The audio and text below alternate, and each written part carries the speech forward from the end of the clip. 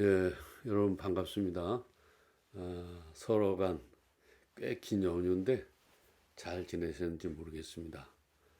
저도 이제 일하는 곳에서 거의 한 주일 이렇게 이제 쉬게 돼서 몸이 많이 이제 좀 회복이 된 것 같습니다. 재충전을 하고.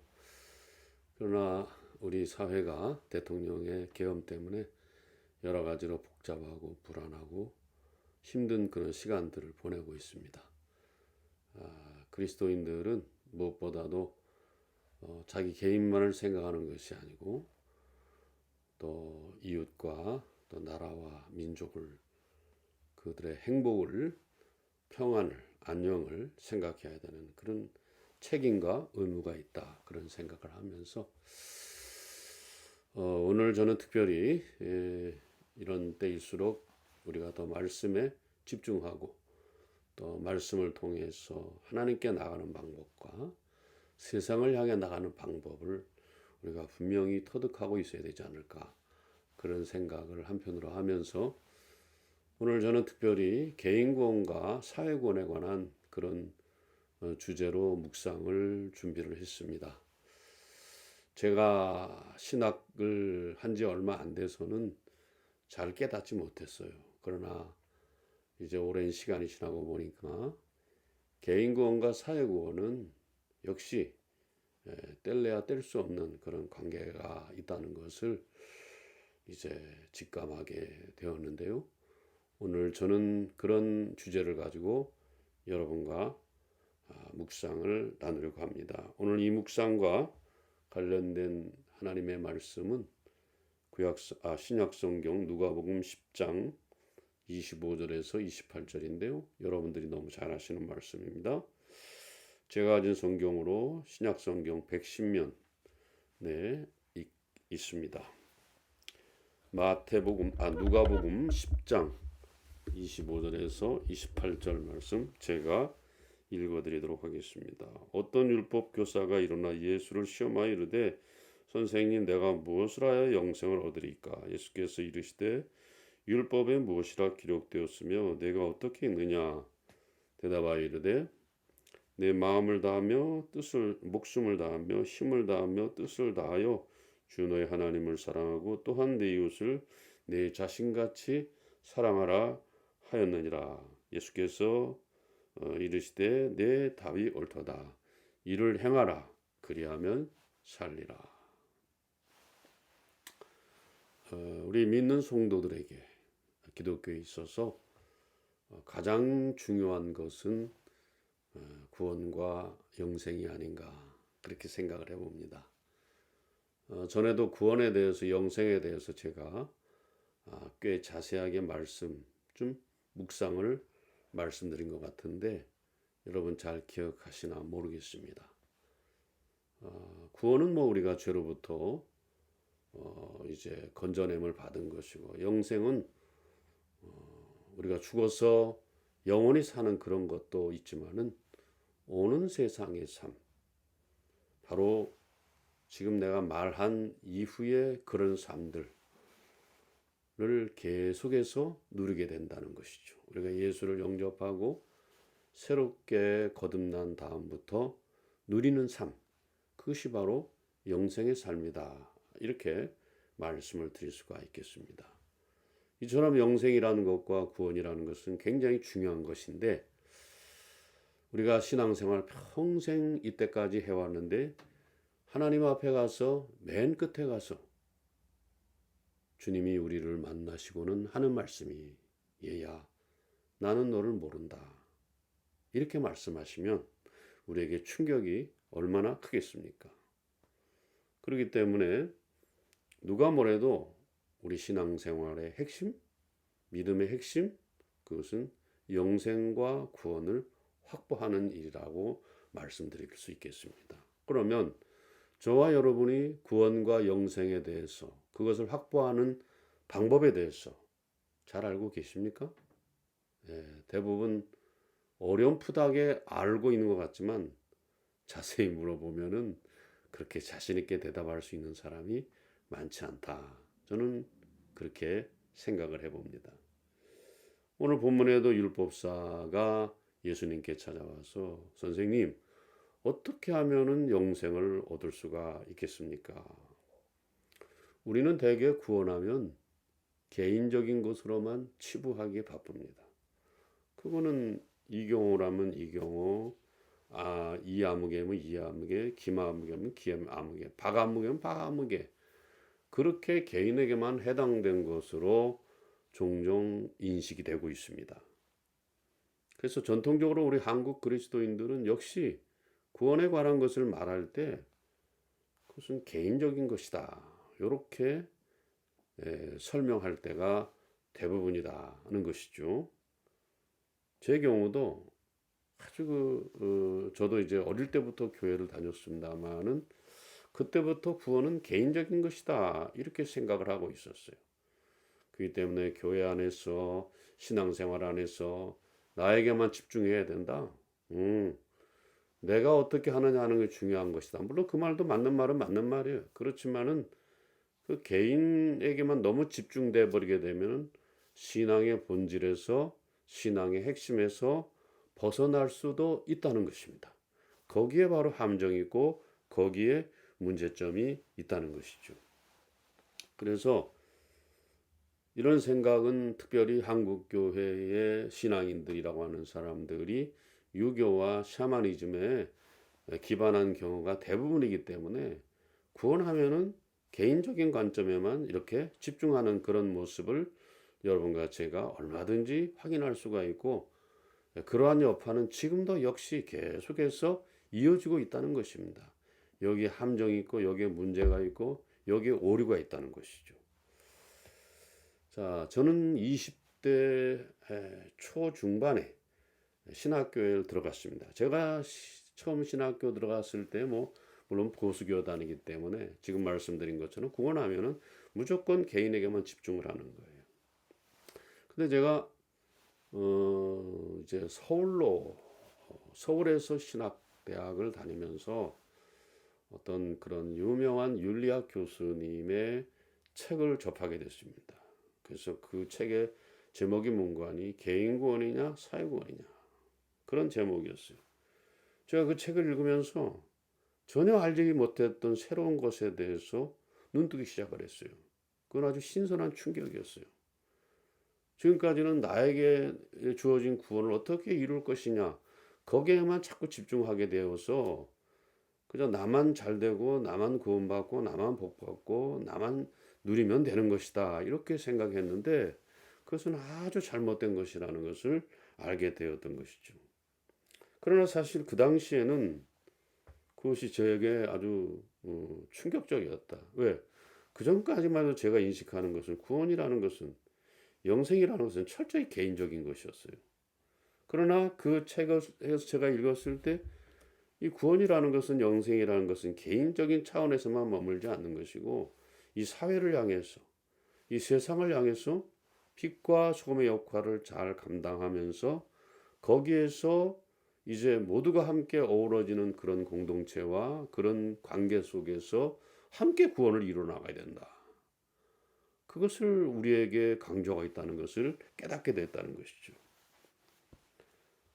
그래서 그 당시만 해도 그것이 잘 이해가 안 됐는데 시간이 지나면 흐를수록 또 하나님의 말씀을 깊이 묵상하면 묵상할수록 이게 개인 구원 하나만 존재하는 것이 아니고 개인 구원은 사회 구원이 또 있어요. 동전의 양면과 같아요. 오늘 성경 말씀이 그거를 우리에게 말해주고 있어요. 우리 혼자만 하나님께 집중하면 된다라고 말하는데 그게 아니고, 성경 말씀이 있다 말씀드리겠습니다만은 내 이웃을 내 몸같이 사랑하라. 내 이웃을 내 몸같이 사랑하다 보면은 그 사람도 함께 구원받는 거예요. 이 사람이 믿는 예수가 어떤 예수인데 저렇게 자기 자신을 내려놓고 자기 자신을 부인하면서 자기 십자가를 지면서 이렇게 우리에게 대하나. 그래서 그 사람도 구원의 기쁨을 맛볼 수가 있게 된다는 것이죠. 그래서 우리가 구원의 깊이를 좀 생각해 본다면, 영생의 깊이를 좀 생각해 본다면, 물론 올바른 구원에 이르게 됐을 때 우리가 영생을 확보할 수가 있어요. 그거는 뭐 나중에 한번 또 자세하게 여러분들에게 한번 설명드릴 기회가 있을 거라고 생각하고요. 제가 신학교 다닐 때만 해도 80년 말 중후반부터 90년 초반까지 그때만 해도 이 기독교가 한참 그 거의 절정에 이르는 시기였다. 뭐 기독교 인구가 1000만이니 1200만이니 하는 그런 것이었어요. 그때만 해도 목사라는 직업이 꽤 인기가 있었어요. 그래서 뭐 전체 직업의 라인을 보면은 거기서 상위 그룹에 속하는 것이었고, 또 어떤 정신 나간 신학대 교수는 앞으로 북한하고 우리나라하고 남한하고 통일될 것을 대비해서 그 교역자들을 많이 뽑아야 된다 이래 가지고요. 제가 알기로는 그 당시에 정원에 10배 이상을 뽑았어요. 10배 이상. 10배가 뭐예요? 10배가 뭐예요? 예. 예를 들어서 문교부에서 허가난 교육부에서 허가난 인원이 30명이라면 진짜 뽑는 인원수는 1000명이 넘었다는 거예요. 그게 뭐 60배도 되지 않겠어요? 엄청나게 많은 숫자죠. 예, 그게 엄청나게 많은 숫자예요. 그런데 오늘 그 일들이 이렇게 여러 가지 부작용을 일으키고 있고 어려움을 주는 그런 결과를 초래하고 있다는 것이 오늘 우리의 현실이라는 것입니다. 오늘 2025년 우리의 현실이 어떻습니까? 신학대학은 뭐 고사하고 신학대학도 정원이 미달하고 있어요. 거기다가 기독교는 수치스럽게도 개독교라는 그런 불명예스러운 명칭을 얻게 되었고 교인들은 뭐 엄청나게 지금 줄어들고 있어요. 엄청나게 줄어들고 있어요. 지금 그 아스팔트 우파들 때문에 그 전광훈이가 하는 그 사람 때문에 전땡땡 목사 때문에 이 기독교의 아주 그런 인식이 아주 바닥으로 내 동댕이 쳐지고 있잖아요. 이거 우리가 알아야 될 것이 이런 상황이 시대적 상황이라고만 말할 수는 없어요. 시대적 상황이라고 말할 수 없어요. 우리가 성경을 분명히 몰랐기 때문에 그래요. 알아도 제대로 알지 못하고 대충 얼기설기 알아가지고 이렇게 알았기 때문에 지금 이 모양 이 꼬라지가 돼버리고 말았다는 것이 얼마나 안타까운 일인지 알 수 없어요. 그렇기 때문에 우리는 성경을 읽으면서도 창세기서부터 정확하게 읽을 줄 알아야 됩니다. 여러분, 우리 주님, 우리 하나님께서 자기 자신을 설명할 때에도 우리가라는 그런 복수의 그 말을 썼어요. 1인칭 복수를 썼다 이 말이죠. 또 우리가 알다시피 물론 하나님께서 처음에 아담을 지으셨습니다만 이 혼자 하는 것이 있는 것이 좋지 못해서 하와를 거기 같이 만들어줬어요. 그래서 이게 어떻게 보면은 이 주님께서는 개인도 중요하시지만은 두 이상이 모이는 공동체를 염두에 두고 창조도 계획하셨고 또 구원도 계획하셨고 하나님 나라도 계획하셨고 이런 것을 분명히 우리가 알 수가 있는 거예요. 왜 하나님은 둘이 아닌 하나가 아닌 둘, 이 공동체로부터 시작하는 것인가? 우리는 그 점에 대해서 조금 분명하게 알고 있어야 된다 이거죠. 우리 옛말에 백직장도 맞들면 낫다라는 말이 있잖아요. 하나 하는 것보다는 둘보다는 여럿이 하는 것이 거의 힘이 되고 도움이 되고 큰 격려가 된다는 것이죠. 우리가 사는 세상이 얼마나 복잡합니까? 지금도 우리가 겪고 있습니다. 정치, 경제, 사회, 문화, 기후, 환경 뭐 이런 모든 것들이 이게 만만치 않은 문제예요. 이거 혼자 풀 수가 없습니다. 이걸 다 함께 풀어나가야 되는 건데 함께 풀어나가야 돼요. 그래서 여럿의 한 사람의 지혜보다는 여러 사람의 지혜가 공동체의 지혜로 발전하여서 그런 모든 문제들을 수렴하고 그거를 이해하고 해결해 나가는 것이 우리에게 굉장히 필요하다는 것입니다. 세상은 만만치 않습니다. 그만큼 험하죠, 악하죠, 혼란스럽죠, 무정하죠. 이런 문제를 어떻게 해결할 거예요? 혼자 안 돼요.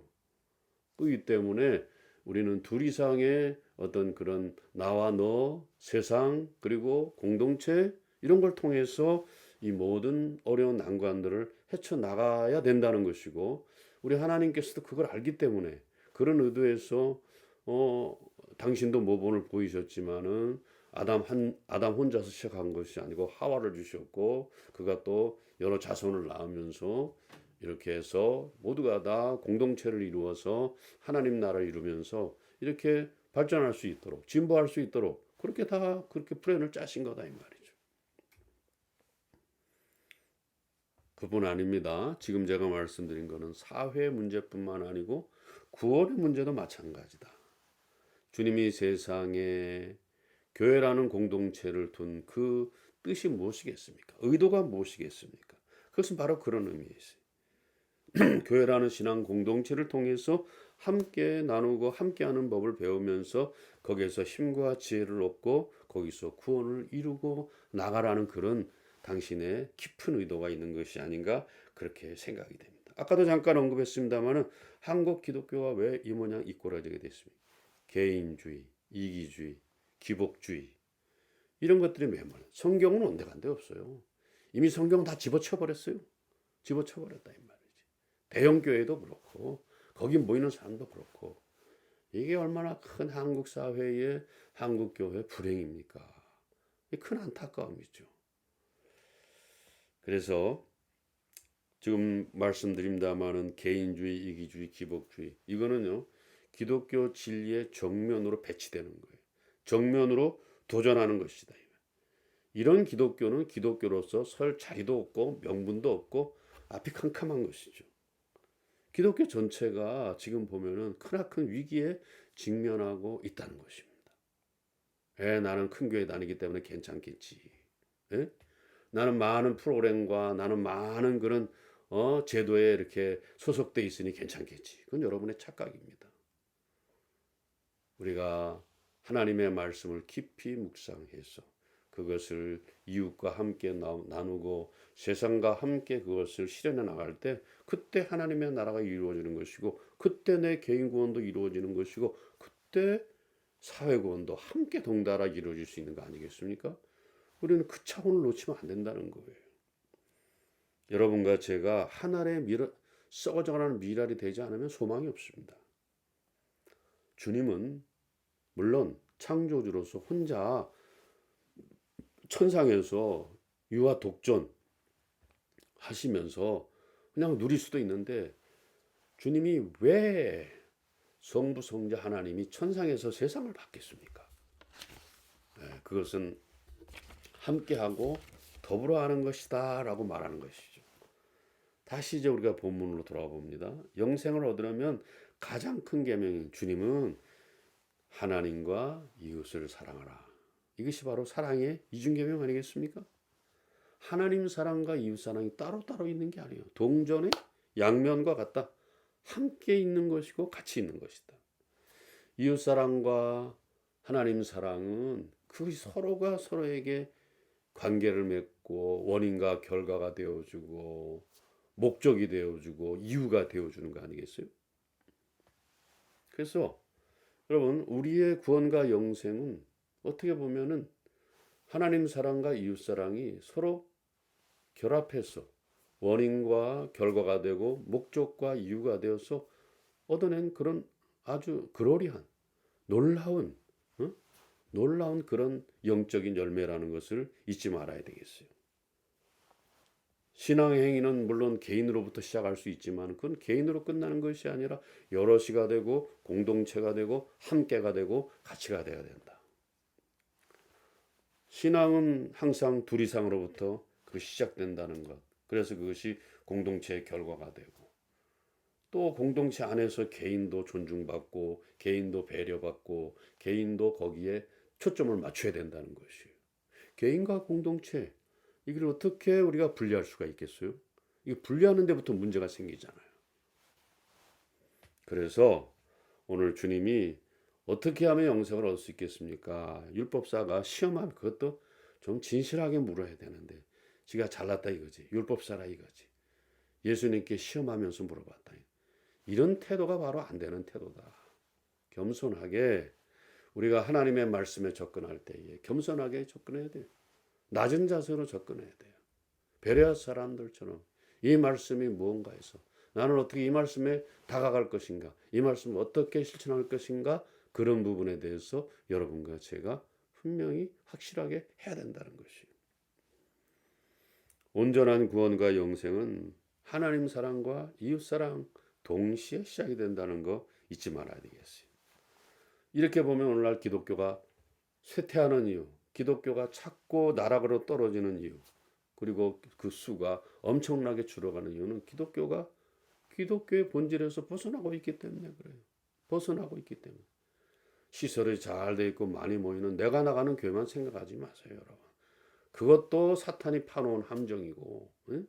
사탄이 파놓은 함정이고, 아이고 조그만 교회 뭐 하겠어? 이거 소망이 없어, 힘이 없어. 이것도 사탄이 파놓은 함정이기 때문에 어느 경우도 내가 하나를 썩어져 가는 미랄이 되어서 또 등불이 되어서 많은 사람을 비추고 많은 사람들에게 나의 생명을 전달해 주는 이것이 중요한 것이지, 그 개인적인 것은 별로 의미가 없다는 것입니다. 하나님이 이웃을 정해주는 것이지 내가 이웃을 정하는 것이 아닌데, 하나님이 이웃 정해준 이웃이 나의 옆에 있다는 게 무엇을 말하겠습니까? 그것은 하나님의 영적 사인이에요. 너의 구원을 함께 이루라, 같이 이루라, 더불어 이루라. 이걸 우리에게 말해주고 있는 거. 오늘 본 말씀이 바로 그런 말씀이에요. 그런 말씀이다 이 말.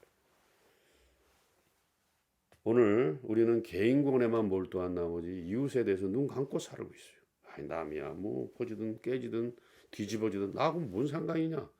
기독교는 나 혼자 잘 추스리면 되는 거 아니냐. 이런 식으로 생각한다 이 말이에요. 이처럼 어리석고 안타까운 일, 이게 신앙적인 오류입니다. 믿음의 오류예요. 이러면 교회 안에 있으면서도 신앙 안에 있다고 하면서도 영생도 놓쳐버리고 구원도 놓쳐버리게 된다. 그래서 늘 교회와 신앙 안에 있었지만 버림받게 될 수밖에 없는 것은 사탄의 노림수다 이거죠. 사탄의 노림수예요. 그래서 이제 묵상을 정리해 봅니다. 우리가 신앙생활 저처럼 뭐 60년 했다, 60년, 70년 가까이 했다, 이렇게 되는 경우일수록 더 자기 자신을 돌아봐야 돼. 내가 신앙의 모습이 바른 모습인가? 신앙의 발자취를 제대로 걸어왔는가? 늘 무시로 그것을 점검해보고 깨달아보고 반추해보고 되씹어보고, 이래서 우리는 신앙의 제자리를 찾아가도록 애를 쓰는 것이에요. 정말 내가 주님이 원하시는 길을 걸어가고 있는가?